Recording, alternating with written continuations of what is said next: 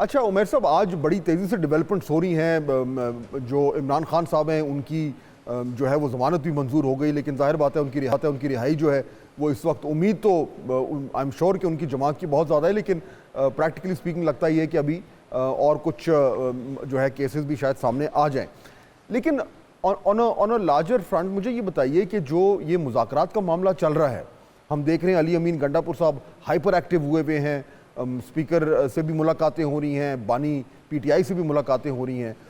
आप पुर उम्मीद हैं कि इस तरह की जो पेशरफ्त हो रही है इससे कोई बीच का रास्ता निकल सकता है?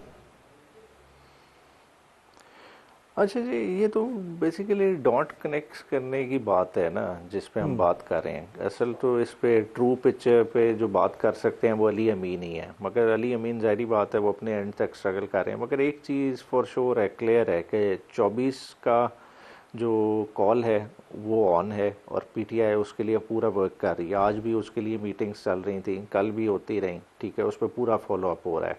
वो किसी तरह से भी पार्टी ने किसी लेवल पे कॉल ऑफ या उसको बैक बर्नर पे नहीं डाला, उसके लिए पूरी फुल फ्लेज तैयारी हो रही है। साथ ही साथ अगर आज के दिन की डेवलपमेंट देख लें कि खान साहब की जो बेल हुई है, देखें ये भी बेल लॉन्ग ड्यू थी। अगर आप देखें कि जुलाई से जो है ना इसमें गिरफ्तारी डाली हुई थी, और ये हमने देखा ये केस को पहले का केस नहीं था, ये अचानक में जल्दी में बनाया गया था, क्योंकि इद्दत के केस में खान साहब का जो है ना केस के जो है ना बेल आउट हो गए, तो उसके बाद कोई चीज़ बचती नहीं थी कि जिसमें फ़ौरन खान साहब को इंटेंगल किया जाता। तो यही मिला, उन्होंने उसमें अड़ा लिया। और फिर भी देख लें कि प्रोसिक्यूशन ने डिले करते हुए केस नैब से होता हुआ एफआईए की जुरिस्डिक्शन में आया और आज नवंबर में जाके बेल हुई है। और अभी भी आप देखें 30 तारीख को भी खान साहब की 9 मई के 8 केसेस में बेल लगी हुई है। तो अभी कुछ सफ़र बाकी है और इस सफ़र का ओवरऑल लेकिन ये जो आप बात कर रहे हैं उसमें उमर साहब जाहिर बात है जितनी मुंह उतनी बातें। ये भी कहा जा रहा है कि जी जिस तरीके से ये आज जमानत हुई है इसको भी एक रिलीफ के कॉन्टेक्स्ट में देखा जा रहा है। जाहिर बात है अब ये तो हमको कोई भी नहीं कह सकता कि जी अदलिया जो है वो किसी सियासी लेदे का हिस्सा है, लेकिन इन द बिगर पिक्चर इस तरह की बातें तो होती हैं। जो ज़्यादा इंपॉर्टेंट इशू है वो ये कि अगर एक बैक एंड फोर्थ हो रहा है जो कि हो रहा है, तो उससे एक तासुर तो ये बनता है कि कोई इस तरह के का नुक्ता है या नुकात हैं जहाँ पे पाकिस्तान तहरीक इंसाफ और गवर्नमेंट के दरमियान एटलीस्ट एक थोड़ा सा लिमिटेड कॉमन ग्राउंड आ रहा है, जिसकी वजह से जो है वो इस तरह की बातचीत चल रही है। वो कॉमन ग्राउंड क्या हो सकता है आपके ख्याल में? देखिए, खान साहब ने जो 3 डिमांड्स रखी हैं, मतलब वो बड़ी वाज़ेह डिमांड्स हैं। एक तो चलें 26वीं आईनी तरमीम की है, वो तो समझ आती है कि चलें कि गवर्नमेंट ने भी जल्दबाजी में की और अब वो उस तरह से फुली फंक्शनल कॉन्स्टिट्यूशनल ना कोर्ट्स बना सके और जो बेंचेस की भी तजवीज़ लेके आए वो वर्केबल नहीं नज़र आ रही। मगर जो दूसरी 2 डिमांड्स हैं, मैंडेट की रेस्टोरेशन, वो डायरेक्टली जो है ना मुस्लिम लीग नून और इनके इत्तेहादियों को हिट करती है। अगर उस पर कोई आप कहते हैं कि उस तरह की बातचीत होती है तो वो तो सीधी सीधी बात है इनके घर जाने वाली ना। जी बिल्कुल, तो वो तो फिर जाहिर बात है ना करने वाली बात की रिहाई के है सीरान की रिहाई के हवाले से। मगर साथ ही साथ एक और उसका एस्पेक्ट देखें ना कि आपके इलेक्शन लॉस क्या कहते हैं। देखिए 180 दिन में इलेक्शन पटिशन ये डिसाइड होनी थी और आज तक ये क्यों नहीं डिसाइड हुई, क्योंकि यही ऐवान जिस पे एतराज़ है कि जी ये फॉर्म 47 के वजह से आए हैं उसकी पैदावार हैं, तो उन्होंने लेजिस्लेशन की, उन्होंने ये हाई कोर्ट के जजेस से इख्तियार उठा के दोबारा डाल दिया रिटायर्ड जजेस का कॉन्सेप्ट, ठीक है। और उस वजह से आज तक देखें पंजाब में इलेक्शन पटिशन चल ही नहीं सकी। हालांकि ये इलेक्शन पटिशंस क्या 2-2 3-3 पेशियों में इनमें बहुत मेजर, लेकिन ये इन मुज़ाकरात का हिस्सा तो नहीं होगा ये जो आप बात कर रहे हैं। ये तो आप एक लार्जर बात कर रहे हैं। हाँ जी, बट यहाँ पे तो उमर साहब देखें ना एक डेडलाइन आई हुई है हमारे ऊपर, 72 घंटे रह गए हैं। ये भी नहीं हो सकता कि पाकिस्तान तहरीक इंसाफ जो है कहे कि अच्छा जी हमारे मुज़ाकरात हो रहे हैं तो हम एक हफ्ता आगे कर देते हैं मार्च। बल्कि मैं चले आपसे सवाल कर लेता हूँ, क्या ये मुमकिन है कि अगर इस तरह की कुछ यानी कि मुस्बत पेशरफ्त हो रही हो तो आपकी क़यादत ये कहे कि जी हम एक हफ्ता मौखर करते हैं या 10 दिन मौखर करते हैं? इसका इम्कान है?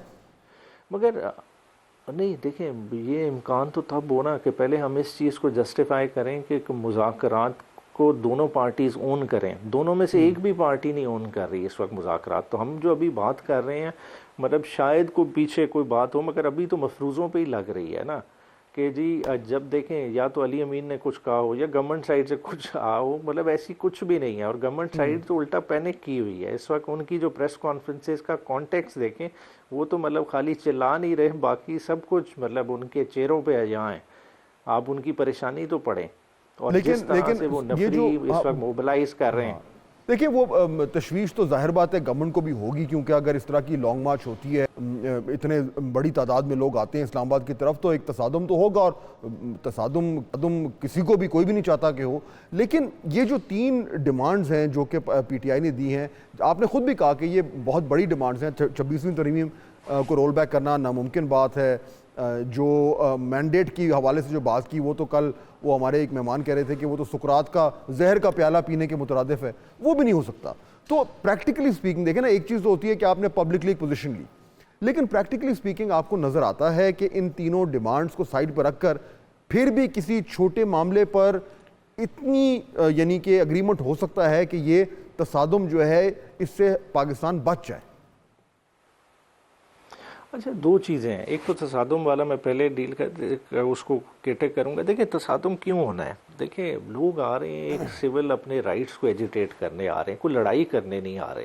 देखिए तसादुम तो तब हो कि हम कहें कि जी हमने पोर्ट कासिम बंद कर देना है, हम कोई जो है ना अर्बन अपवर्ड ट्रांसपोर्ट नहीं चलने देंगे, मतलब ऐसा कुछ भी नहीं हो रहा। मतलब इस्लामाबाद आ रहे हैं, आपका कैपिटल है, उधर एक पॉइंट प्रूव करना है कि आपका ये हिस्टोरिकली सबसे ज़्यादा रिग्ड इलेक्शन था, तो वो एक हर पार्टी का हक है, उसके लिए वो आ रहे हैं, वो करेंगे।